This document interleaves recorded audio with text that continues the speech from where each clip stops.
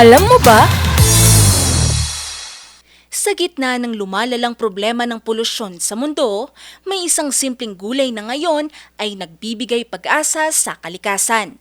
Ang gulay na ito ay kadalasang nilalaga at sinasawsaw sa bagoong, o di kaya naman ay isang sahog sa pinakbet. Walang iba kundi ang okra. Ngayon kasi ay tinuturing din itong bagong green solution laban sa polusyon sa tubig, lalo na ang mga microplastic. Pero ano nga ba ang microplastic? Ito ay maliliit na piraso ng plastic na ginagamit na packaging sa mga produkto gaya ng toothpaste, cosmetics at shampoo at marami pang iba. Sa oras na makarating ito sa karagatan, hindi na ito madaling tanggalin.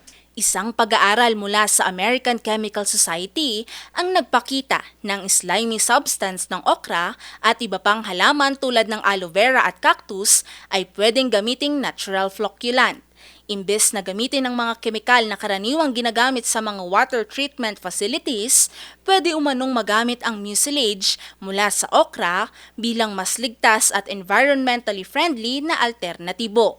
Sa kasalukuyan, patuloy ang pananaliksik para mapabuti ang proseso at makagawa ng mga device na pwedeng gamitin sa pag-extract ng okra. Sa gitna ng lahat ng ito, maliwanag na hindi lang simpleng sahog ang okra, dahil ang maliit na gulay na ito ay may malaking maitutulong sa kalinisan ng ating tubig at kalikasan. Ngayon, alam mo na!